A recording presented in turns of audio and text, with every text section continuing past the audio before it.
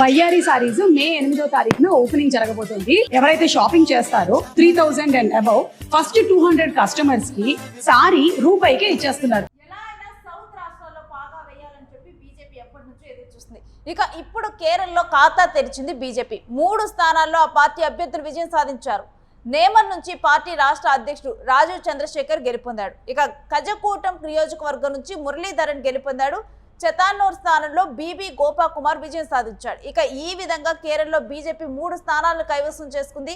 ఇక బీజేపీ కేరళలో సొంతం చేసుకున్నటువంటి ఈ 3 స్థానాలు, ఇక బీజేపీ ఓటింగ్ పర్సెంటేజ్, దీని గురించినటువంటి డీటెయిల్స్ మా ప్రతినిధి సత్యారెడ్డి తెలుసుకుందాం. ఎస్ సత్య, బీజేపీ ఓటింగ్ పెరిగిందా? కేరళలో ఏంటి బీజేపీ పరిస్థితి?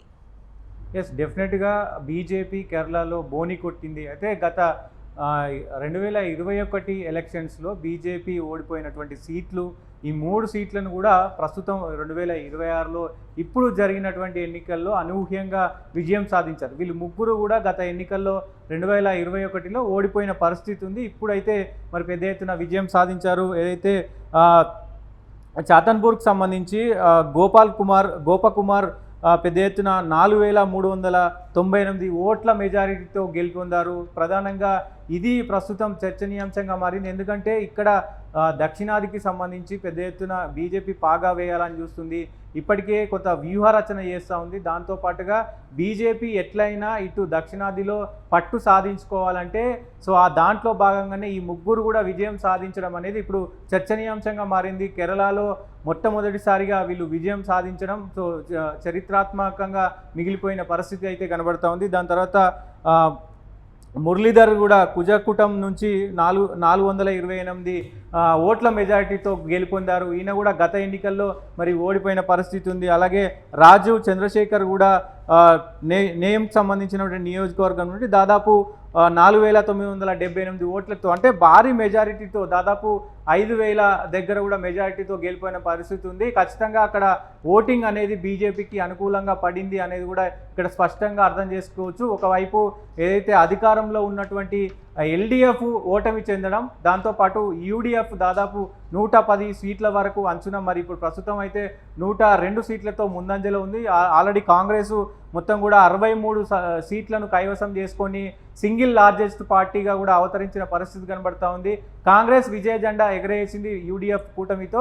దాంతోపాటు ఈ ఏవైతే 3 నియోజకవర్గాల్లో ఈ బీజేపీ గెలిచిందో ఇక్కడ ఖచ్చితంగా దక్షిణాదిలో మనకు ఒక్కొక్క సీటును పెంచుకుంటూ పోవాలనేది ప్రధాన లక్ష్యం.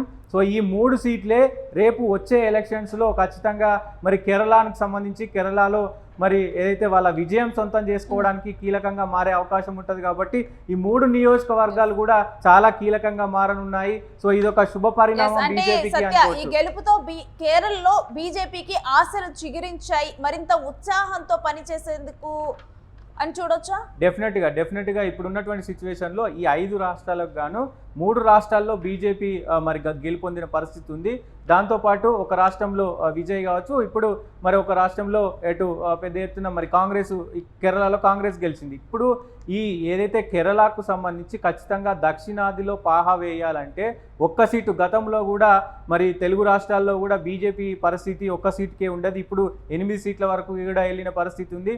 నెక్స్ట్ ఎలక్షన్స్లో మరి విజయ దిశగా అటువైపు అడుగులు వేస్తుంది. కాబట్టి ఖచ్చితంగా మీరు అన్నట్లు ఈ 3 సీట్లే మొత్తం కూడా ఈ 3 నియోజకవర్గాలే వాళ్ళ విజయానికి బాటలు వేశాయి అని చెప్పుకోవచ్చు. ఎందుకంటే ఓటింగ్ శాతం అనేది కూడా పెరిగింది. ఖచ్చితంగా గతంలో వాళ్ళు ఓడిపోయి ఉన్నారు, అయినప్పటికీ కూడా 5000 పైచీలకు ఓట్ల మెజారిటీ వచ్చిందంటే అంటే బీజేపీ చేస్తున్నటువంటి ఈ మొత్తం కూడా ఈక్వేషన్స్ కానీ, మొత్తం ఈ ఏదైతే మోడీ చేస్తున్నటువంటి ప్రసంగాలు కావచ్చు, అమిత్ షా నిర్వహిస్తున్నటువంటి ఏవైతే కొన్ని మీటింగ్లు ఉన్నాయో అవన్నీ కూడా ఖచ్చితంగా ఫలిస్తున్నాయి అని చెప్పుకోవచ్చు.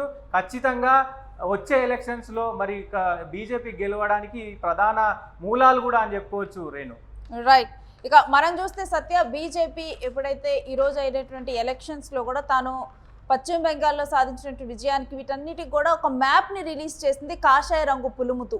ఇక చూస్తే కూడా సౌత్ స్టేట్స్లో, ఇప్పుడు తెలుగు స్టేట్స్లో కానీ నెక్స్ట్ తెలంగాణలో కానీ విజయం సాధించాలంటూ కూడా బీజేపీ చూస్తూ ఉంది. ఇక సౌత్ స్టేట్స్లో వర్క్ చేయటానికి కానీ బీజేపీ ఇంకా మరింతగా ఆశపడటానికి కానీ ఇది ఈ కేరళ ఎలక్షన్స్ బీజేపీకి ఇప్పుడు ఒక ఊతాన్ని ఇచ్చాయి అని చూడొచ్చా?